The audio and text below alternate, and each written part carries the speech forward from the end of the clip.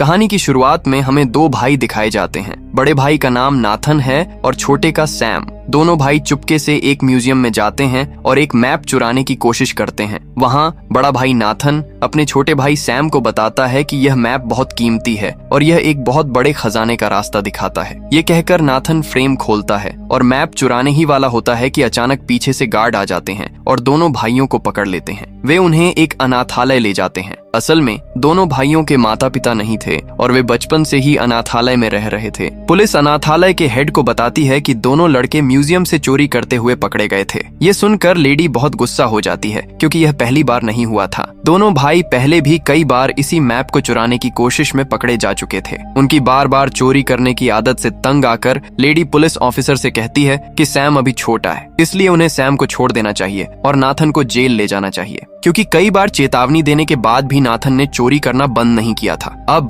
Nathan jail नहीं जाना चाहता, इसलिए वह भागने का फैसला करता है। अपना सामान पैक करने का बहाना बनाकर वह अपने कमरे में जाता है। वह अपना सामान पैक करता है और भागने ही वाला होता है कि उसका छोटा भाई सैम अंदर आ जाता है। सैम अपने बड़े भाई से कहता है, तुम मुझे पीछे छोड़कर जा रहे हो, मैं तुम्हारे बिना नहीं रह सकता। यह सुनकर नाथन सैम के पास आता है और उससे कहता है कि वह खुद को पुलिस के हवाले नहीं करना चाहता। वह कहता है, तुम्हें पता है हम एक समुद्री लुटेरों के परिवार से हैं, इसलिए मुझे किसी भी कीमत पर वह खजाना ढूंढना है। जाने से पहले नाथन सैम को एक लेटर और एक लाइटर देता है और कहता है कि वह जरूर वापस आएगा। नाथन के जाने के बाद जब सैम लेटर खोलता है तो देखता है कि वह पूरी तरह से खाली है, उस पर कुछ भी नहीं लिखा है। लेकिन जब सैम कागज के नीचे लाइटर जलाता है तो लेटर पर लिखावट दिखने लगती है। उस पर लिखा होता है, याद रखना हम समुद्री लुटेरों के परिवार से हैं। इसके बाद सीन बदल जाता है और हमें 15 साल बाद का सीन दिखाया जाता है। हम सैम को देखते हैं जो अब बड़ा हो गया है और एक बार में काम करता है। लेकिन सैम दुखी रहता है क्योंकि ठीक 15 साल पहले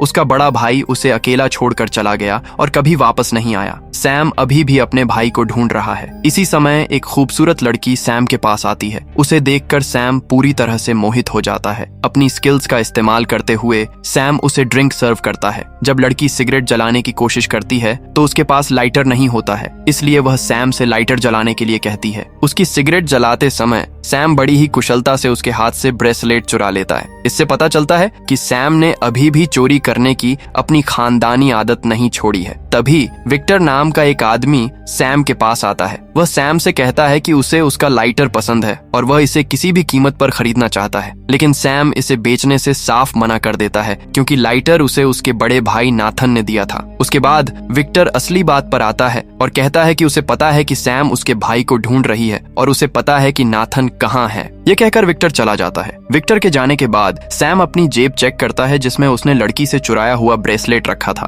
ब्रेसलेट की जगह उसे अपनी जेब में विक्टर का कार्ड मिलता है जिस पर विक्टर का पता लिखा होता है। इसका मतलब है कि विक्टर चोरी करने में भी सैम से 2 कदम आगे है। सैम फिर सीधे विक्टर के घर जाता है। घर के अंदर सैम को हर जगह कीमती सामान दिखता है। फिर उसकी नजर उस मैप पर पड़ती है जिसे उसने और उसके भाई ने 15 साल पहले चुराने की कोशिश की थी। जब सैम मैप देख रहा होता है तो विक्टर पीछे से आता है और कहता है, मुझे पता था तुम यहाँ आओगे। सैम विक्टर को बताता है कि यह वही मैप है जो खजाने का रास्ता दिखाता है और इस मैप का पीछा करते हुए कई लोगों की जान चली गई और उन्हें कुछ नहीं मिला। ये बस एक झूठी कहानी थी। विक्टर जवाब देता है कि यह झूठी कहानी नहीं है और खजाना सच में मौजूद है। फिर विक्टर एक किताब खोलता है और सैम को एक जहाज की तस्वीर दिखाता है। वह कहता है कि यह कोई आम जहाज नहीं है बल्कि 500 सीआर का एक बहुत पुराना जहाज है और इसके अंदर एक बहुत बड़ा खजाना छिपा है। सैम फिर विक्टर से पूछता है कि उसका भाई कहाँ है। विक्टर जवाब देता है कि वह और सैम का भाई दोनों इस खजाने का पीछा कर रहे थे, लेकिन फिर नाथन गायब हो गया और विक्टर ने उसे पिछले 2 सालों से नहीं देखा है।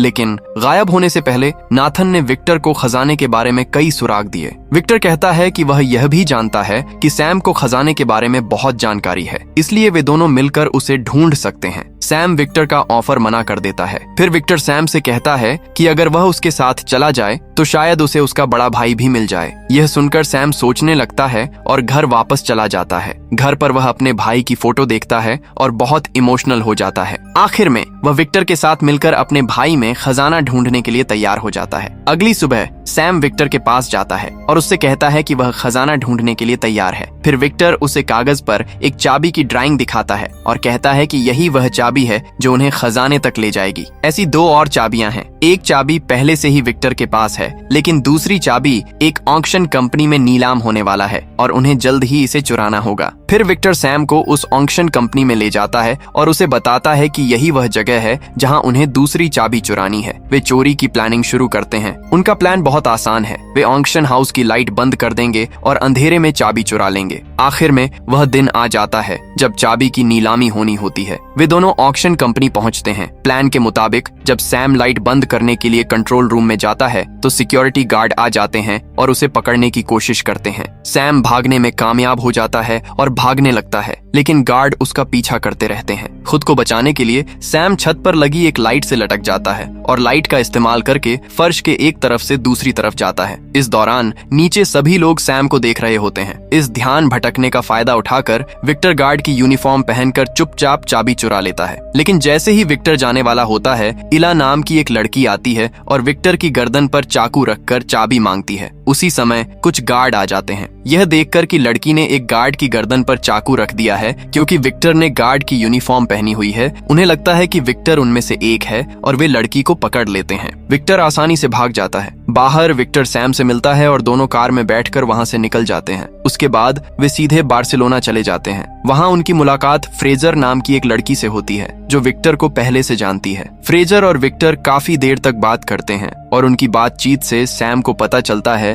कि दूसरी चाबी विक्टर के पास नहीं बल्कि फ्रेजर के पास है। फिर विक्टर फ्रेजर से दूसरी चाबी मांगता है ताकि वे तीनों मिलकर खजाना ढूंढ सकें और पार्टनर बन सकें। हालांकि फ्रेजर उनका पार्टनर बनने से मना कर देता है और जाने लगता है। इससे सैम और विक्टर को शक होता है। फ्रेजर खजाना चुराने का इतना बड़ा मौका कैसे छोड़ सकता है। जब सैम अपना बैग चेक करता है तो उसे पता चलता है कि फ्रेजर ने उनकी चाबी भी चुरा ली है। बिना सोचे समझे सैम उसके पीछे भागने लगता है। काफी देर तक पीछा करने के बाद जैसे ही फ्रेजर अपनी कार में भागने वाली होती है, सैम उसके सामने आ जाती है और विक्टर भी वहां आ जाता है। विक्टर फ्रेजर से कहता है, अगर तुम पूरा खजाना अपने लिए लेना चाहते हो तो आगे बढ़ो, हम तुम्हें नहीं रोकेंगे। लेकिन तुम्हें नहीं पता कि यह चाबी कहां और किस समय इस्तेमाल होगी और यह राज सिर्फ सैम को पता है। ये सुनकर फ्रेजर उनके साथ काम करने के लिए मान जाता है। उसके बाद वे तीनों एक चर्च पहुंचते हैं और उसके नीचे बेसमेंट में जाते हैं। वहां उन्हें वह जगह मिलती है जहां चाबी डालनी है। चाबी का छेद एक मूर्ति के नीचे है। हालांकि उन्हें नहीं पता कि चाबी किस दिशा में घुमानी है। विक्टर एक किताब से पढ़ता है और कहता है कि दोनों चाबियां दाईं ओर घुमानी है। जैसे ही वे चाबियां दाईं ओर घुमाते हैं, मूर्ति से तीर निकलने लगते हैं। किस्मत से उनमें से किसी को भी तीर नहीं लगता और वे बच जाते हैं। एक और रिस्क लेते हुए सैम और फ्रेजर चाबियां बाईं ओर घुमाते हैं। इस बार मूर्ति के नीचे एक रास्ता खुलता है।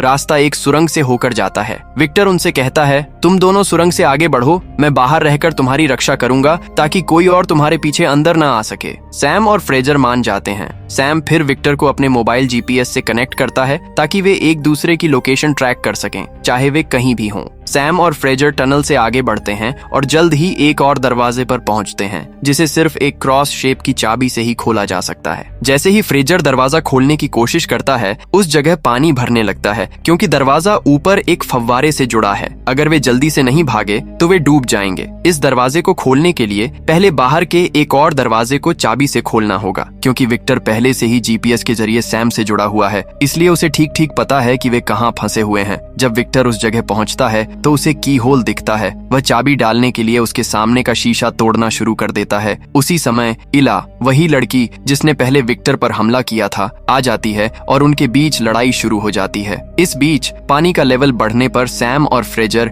धीरे धीरे डूब रहे हैं। कुछ देर तक इला से लड़ने के बाद विक्टर उसे कांच पर पटक देता है जिससे वह बेहोश हो जाती है और जल्दी से चाबी दरवाजे में डाल देता है। जैसे ही विक्टर चाबी घुमाता है, सैम और फ्रेजर के ऊपर का दरवाजा खुल जाता है जिससे उनकी जान बच जाती है। वे बाहर आते हैं और एक बार फिर आगे बढ़ते हैं। अब आखिरी दरवाजा खोलने का समय है। लेकिन किसी को नहीं पता कि इसे कैसे खोला जाए। विक्टर बाहर खड़ा उन्हें एक छेद से देख रहा है। सैम छेद में चाबी डालने की कोशिश करता है, लेकिन वह फिट नहीं होती है। फिर सैम को दीवार पर खुदा हुआ एक चाबी का निशान दिखाई देता है। इससे उसे एहसास होता है कि इस दरवाजे को खोलने के लिए दूसरी चाबी की जरूरत है। सैम फ्रेजर से कहता है कि वह जाकर विक्टर से दूसरी चाबी ले आए। हालांकि विक्टर उन पर भरोसा नहीं करता है और चाबी देने से इनकार कर देता है, लेकिन चूंकि दरवाजा खोलने का कोई और तरीका नहीं है, इसलिए विक्टर आखिरकार उन्हें चाबी दे देता है। हाँ, वे वही प्रतीक बनाते हैं जो दीवार पर उकेरा गया है। दोनों चाबियों का एक साथ उपयोग करके सैम दरवाजा खोलता है। जब सैम और फ्रेजर प्रवेश करते हैं तो वे अंदर 4 बड़े ताबूत देखते हैं।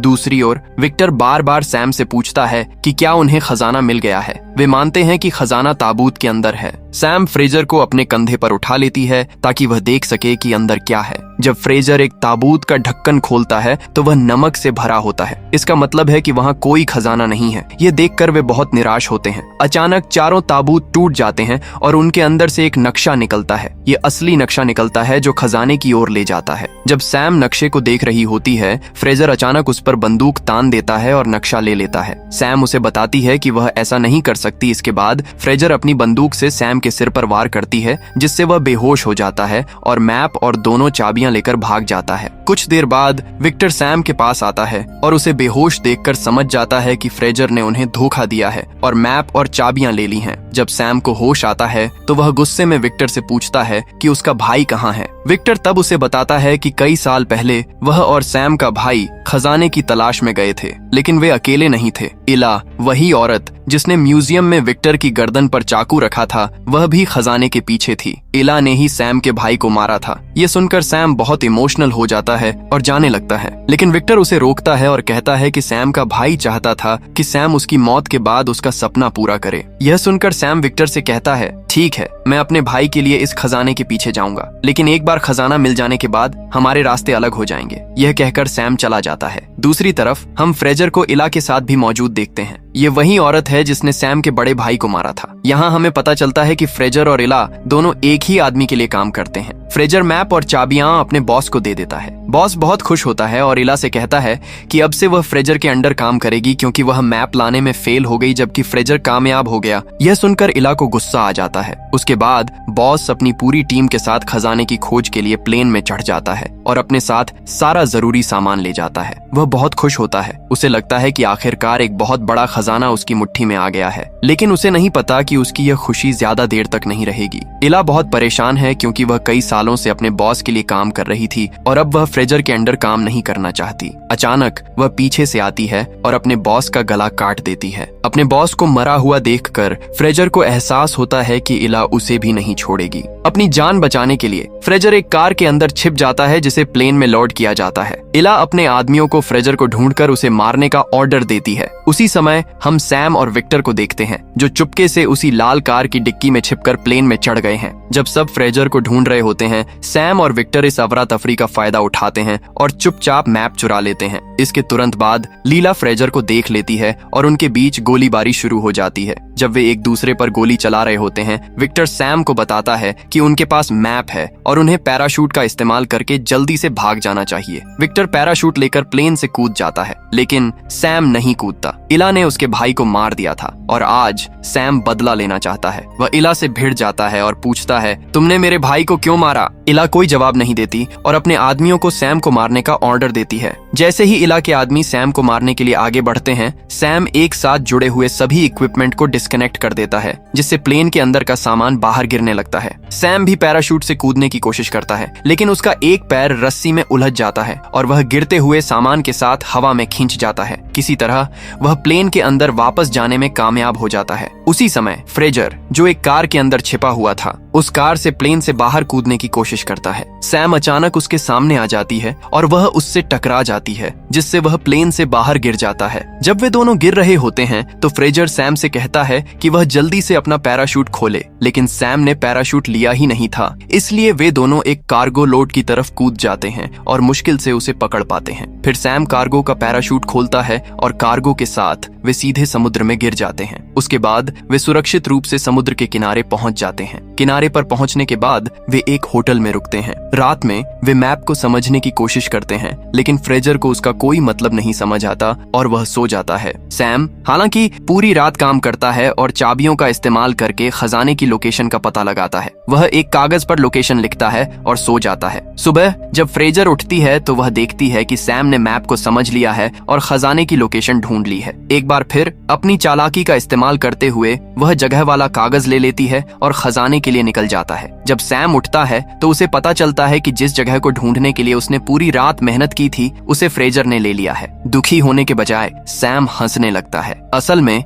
सैम ने कागज पर गलत जगह लिख दी थी क्योंकि उसे पता था कि फ्रेजर उसे धोखा देगा। उसने असली जगह एक बोतल के अंदर छिपा दी थी। सैम फिर नाव से असली जगह पर पहुंचता है। इला भी चुपके से सैम पर नजर रख रही थी। सैम नाव से उतरता है और आखिर में उस जगह पहुंचता है जहां 2 बड़े जहाज और मशहूर खजाना है। वह खजाना जिसके लिए अनगिनत लोगों ने अपनी जान गंवा दी थी। सैम एक जहाज पर चढ़ता है और उसे सोने से भरे कई ड्रम मिलते हैं। ये देखकर सैम बहुत खुश हो जाता है। अचानक उसे अपने पीछे विक्टर की आवाज सुनाई देती है। सैम पूछता है कि वह वहां कैसे पहुंचा और विक्टर जवाब देता है, क्या तुम भूल गए कि तुमने मुझे अपने जीपीएस से कनेक्ट किया था? वे दोनों मिलकर बैग में सोना भरने लगते हैं। उसी समय इला अपने आदमियों के साथ आती है। उन्हें देखकर सैम और विक्टर जहाज के अंदर छिप जाते हैं। जब इला जहाज पर इतना सारा सोना देखती है तो उसकी आंखें हैरानी से चौड़ी हो जाती हैं। वह सारा सोना लेकर जा सकती थी, लेकिन लालच उसके दिमाग पर हावी हो जाता है। वह अपनी पूरी टीम को बुलाती है और दोनों जहाजों को हवाई जहाज से ले जाने का प्लान बनाती है, यह जानते हुए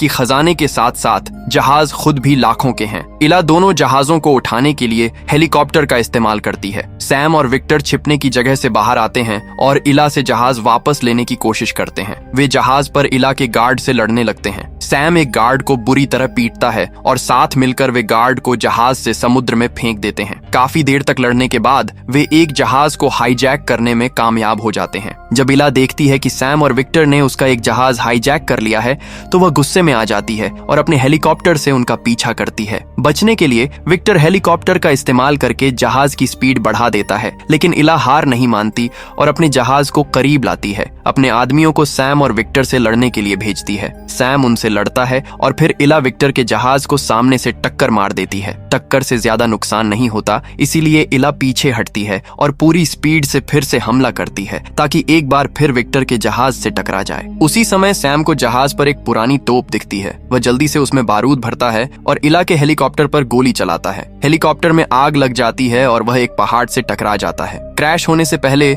इला मुश्किल से अपने हेलीकॉप्टर से विक्टर के जहाज पर कूद पाती है। वहां पहुंचकर वह समुद्र में एक बड़ी चेन फेंक देती है, जिससे जहाज और हेलीकॉप्टर दोनों आगे नहीं बढ़ पाते। सैम और इला के बीच लड़ाई शुरू हो जाती है। सैम लड़ाई हारने लगता है, इसलिए वह हेलीकॉप्टर में विक्टर की तरफ रस्सी चढ़कर भागने की कोशिश करता है। इला गुस्से में उसका पीछा करती है और उसे मारने ही वाली होती है। उसी समय विक्टर अपना सोने से भरा बैग कुर्बान कर देता है और सीधे इला पर फेंक देता है। सोने का बैग और इला दोनों समुद्र में गिर जाते हैं। उन्हें लगता है कि इला मर गई है, लेकिन वह नहीं मरी है। इला अभी भी जिंदा है। हालांकि हेलीकॉप्टर से लटकी हुई जहाज को पकड़े हुए रस्सी अचानक टूट जाती है और जहाज पानी में गिर जाता है, जिससे इला कुचल जाती है और हमेशा के लिए मर जाती है। विक्टर किसी तरह सैम को हेलीकॉप्टर में खींच लेता है। ऊपर से वे बेबस होकर देखते हैं कि जिस जहाज को वे कई महीनों से ढूंढ रहे थे वह उनकी आंखों के सामने समुद्र में डूब जाता है। इसके तुरंत बाद पुलिस आती है और उन्हें पता चलता है कि सारा सोना अब सरकार का है। विक्टर इतना बड़ा खजाना खोने से निराश हो जाता है। सैम उसे दुखी न होने के लिए कहता है